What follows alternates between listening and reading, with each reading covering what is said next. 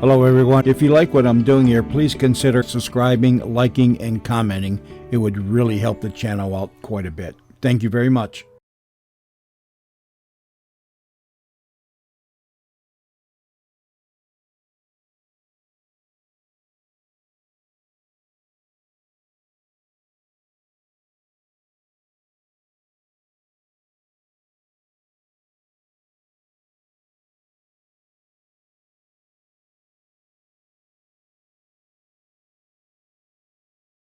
Buck Rogers in the 25th century.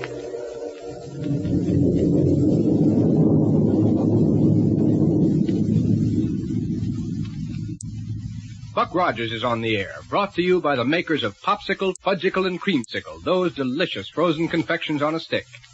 And now a message from the famous winner of the typical American boy contest, Popsicle Pete. Hello, everybody. Do you know how many kids got popsicle presents today? 1,220. Say, maybe you were one of them. Doesn't it feel like Christmas when that package comes? And all you do to get one is save bags from Popsicle, Fudgicle, and Creamsicle. What presents you get? A wristwatch, camera, field glasses, a wallet, a punching bag, sleeping dolls. Hundreds of gifts, all free.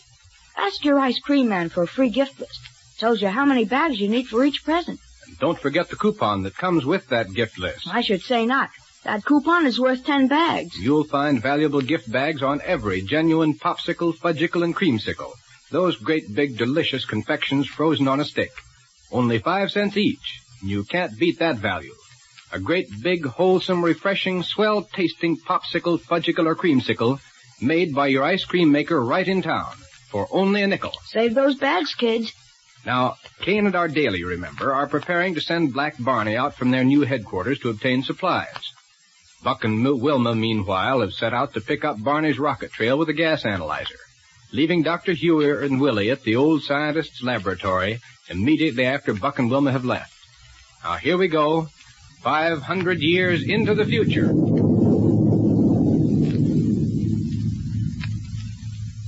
Yes, sir. I certainly hope Captain Rogers and Lieutenant Wilma find Mr. Barney now. They should, Willie.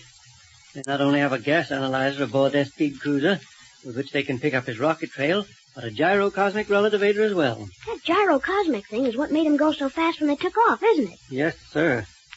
They attained their maximum cruising speed immediately, without any loss of time for pickup. Boy, that's some invention. Well, it worked out even better than I expected. But how are you feeling now, Willie? Well, I'm feeling fine now, Dr. Hewer. Only, I'm afraid I couldn't walk very well, though. You certainly had a bad crack-up in that rocket roadster. I know it. Well, the ambulance from the medical center will be here in a few minutes, and... Willie. Yes, sir? I have an idea. And I believe it's one that'll throw Kane and Ardalie completely off their guard. Well, what is your idea, Dr. Hewer? If that pair are as clever as I think they are, they'll be on the lookout for any radio messages that'll indicate we're searching for them. Oh, sure they will. Furthermore, they're probably very much interested in knowing whether you got here all right with that message to Buck. Oh, sure they are, Doctor, only I don't see... Exactly why my little plan should work. I'll get in touch with Central Radio Bureau immediately. Oh, I see. And have them send out a call for Mr. Barney. No, Willie. We mustn't let it be known that Barney's missing, unless it becomes absolutely necessary. After all, you know, he's Prime Minister of Mars, and he's a pretty important person. Sure he is, Doctor. He's very important. That's why Killer Kane wanted to get hold of him. Yes. Now, you wait. I'll put through this call. That'll give Buck and Wilma some help in locating Barney. Calling Central Radio Bureau. This is Dr. Hewer calling Central Radio Bureau. What happened to Miss Ardalie, huh? She's in a little room off this laboratory, Barney, trying to dry out the radio you brought in from the rocket plane. Oh, on account of I got it wet coming through the falls that hides the door to this place, huh? That's right. Don't worry about her. Well, I wasn't. But there's another radio on the ship, you know. I only brought in a portable one. And as soon as it's dried out, it'll be all we need. Well, now, listen, Kate. Well? Me and you and all the rest of us know that the only reason I'm willing to work for you is, because you put me under the cycle description rate. So? Well, it's all right. And I'm going to stick with you and all that sort of stuff. So you don't need to worry about nothing. But, listen. Yes? Didn't you say something about me going out to pick up a lot of supplies and stuff for us? You're right. And as long as it has become dark outside, there's no reason why you can't leave right away. Yeah, that's what I was thinking of. Now, just what kind of stuff do you want me to get? Everything you can lay your hands on that can possibly be of use to us. And if you pick one up and haul it back here on the magnetic grapples of your ship without attracting undue attention... I know, a gyrocosmic thing. Dolt. The only gyro cosmic relativator in existence is the one we have here. Oh, yeah. No, Barney. We need a fast, well-armed fighting cruiser. Okay, I'll get it. Disintegrators, rocket pistols and guns, non-recoil energy projectors, a thermic radiation projector if you can find one. Well, that sends out a heat ray, don't it? That's right. Yeah. A paralysis ray. Get anything that you can lay your hands on.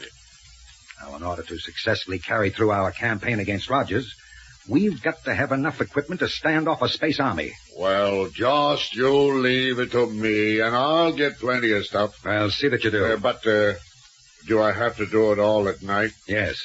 At least until we find out more about what Rogers and his friends are doing toward finding you. But I thought you thought nobody'd know I was gone outside of Niagara. Until we know that definitely, you'd best make your raids at night and on small cities.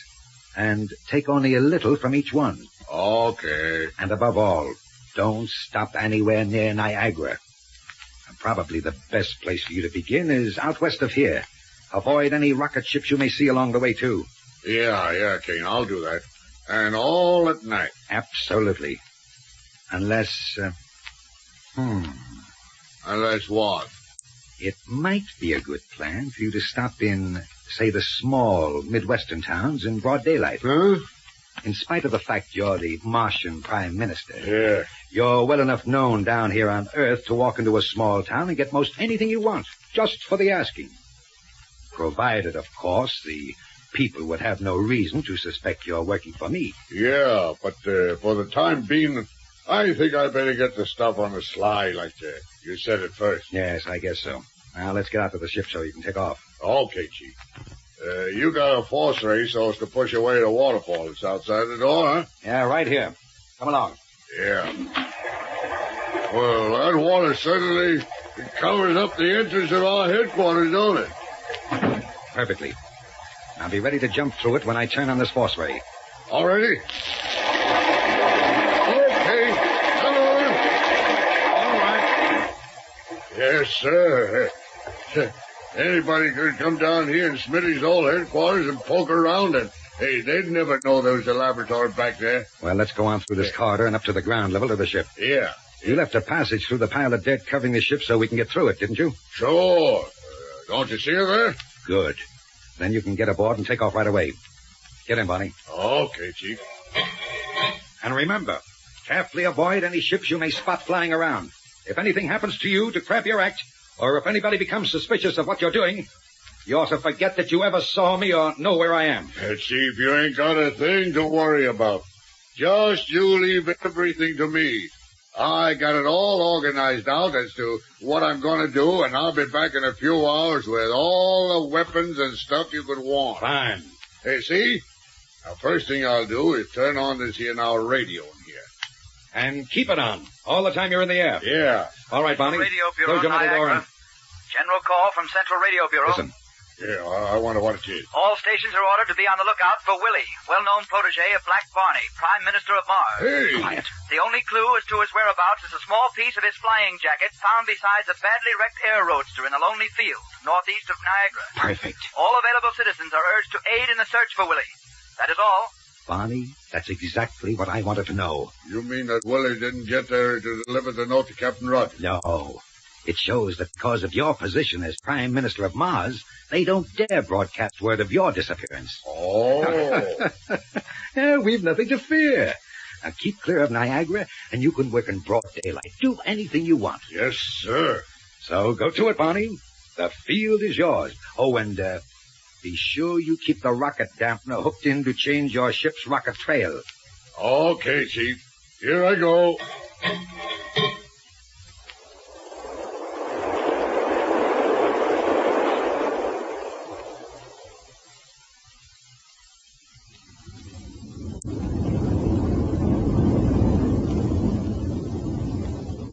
Wait, Wilma.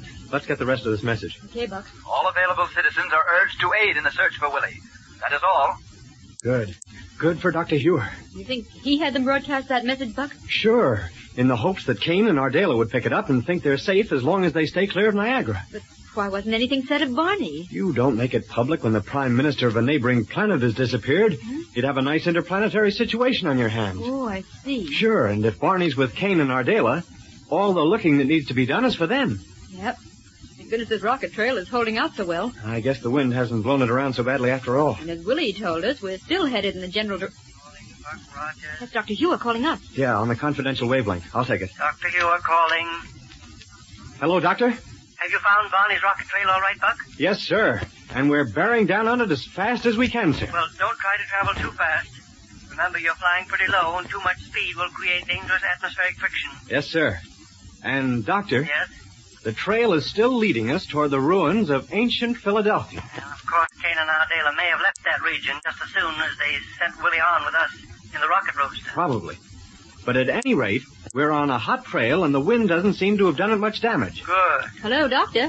Hello, Wilma. Doctor, that was a great idea to send out the message about Willie. Well, I hope it does us some good.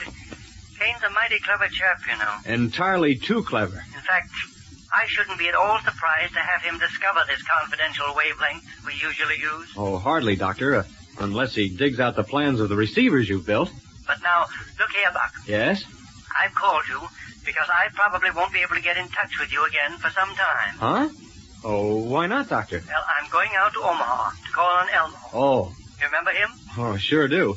He's the chap we rescued from that little planetoid that lies out in space, just beyond the orbit of Mars. Uh-huh. And as head of the city of Omaha, he's doing a splendid job. Be sure to remember us to him. I'll be glad to. As you've no doubt guessed, I want to see him regarding a possible source of impenetrite ore in his vicinity. Oh, good stuff. And don't worry about us. With this rocket trail holding out so well, we'll have Kane and Ardela and Barney back in Niagara before you know it. Well, I hope so. Good luck. Thanks. Signing off. Signing off. Well, Look, Buck. We're nearing the ruins of old Philadelphia. then I'll cut down the power. Funny, the trail doesn't drop down toward the ground now, toward wherever they stopped to let Willie off. Yes. I wonder... Keep an eye on the dials now and... Whoa! Here's where they stopped, all right. Good. Thing to do now is pick up the trail they left when they started off again. Sure, and it shouldn't be so hard to find with this Gyro cosmic relativator to start us off. Right. We'll just start a quick circle.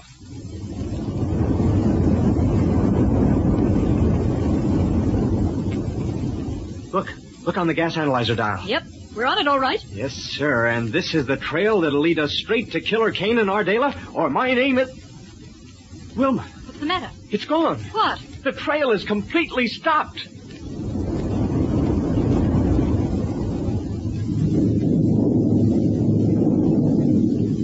Yes, the trail is gone. Because of the way Kane threw in a rocket dampener when he made that trail with Barney's ship, they'll never pick it up again. Did you get any popsicle presents yet? If you never let a day go by without saving popsicle, fudgicle, or creamsicle bags, you watch those bags pile up.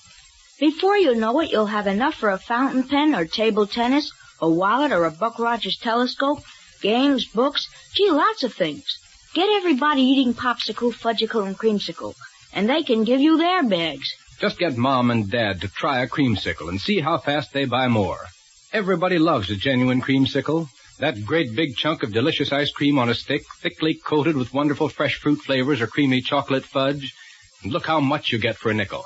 Pure, wholesome ingredients, too, full of the energy we all need. It makes my mouth water just to think about a creamsicle. Be sure you get a real creamsicle with the name printed right on the bag. It's the United States registered trademark, and it stands for top quality.